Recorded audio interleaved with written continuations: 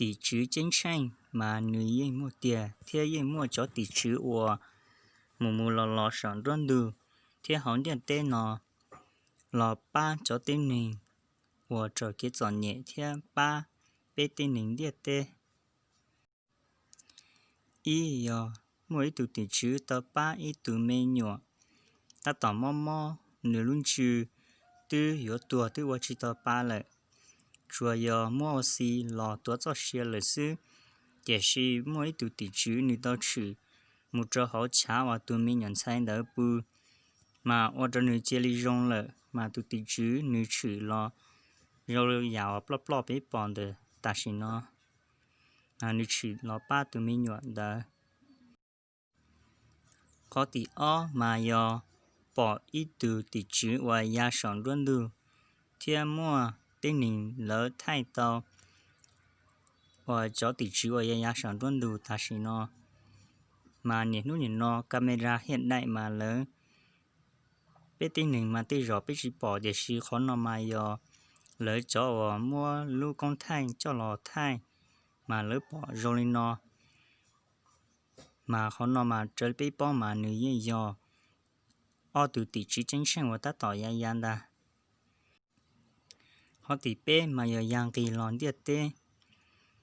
mà mỗi giờ mỗi từ tỷ chữ nữ tao yang kỳ lon điệt tê nó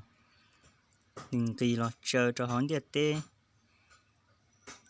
chờ cho họ luôn rong và rồi bé bỏ ta xin nó người tao ya lo chờ cho họ trên được nó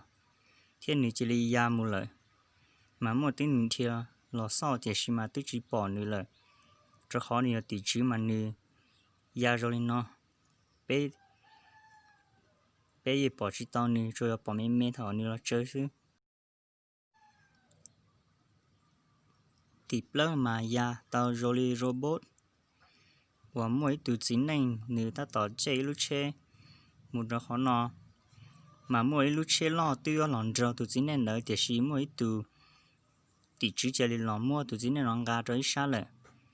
mà cho nó là cho tỷ chữ và giờ sao cho nó ba nín để tê bé cho các say rồi nó nếu mà gà một cho đấy sao lại mà xin thầu đừng gà là cho nó mà你这里不了，mà chỉ muốn lần từ bỏ thế bao nhiêu đi,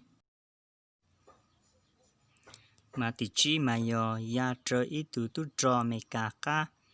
thầu mỗi từ tu trò nữ ta tỏ trên nhá hậu ya sản đơn từ, mà nữ bỏ mua ít từ, là chỉ ít lưu rồi nhá hậu ya chơi nữ chỉ xin thầu nữ có tí rồi sai mà chỉ có nhá hậu, rồi lấy từ tin nín. Nếu mua sẽ tì thế, nếu ra rồi nó, nếu ra chỉ rồi ở cái lúc đã lo mà nếu ra rồi tụi tin nè, nếu ra sợ nó mà tụi cho nó mua tí rồi sai mà nếu chỉ ở lúc đã lo, chỉ mà nếu rồi tụi tin nè, nó xin nếu tụi tỷ chữ.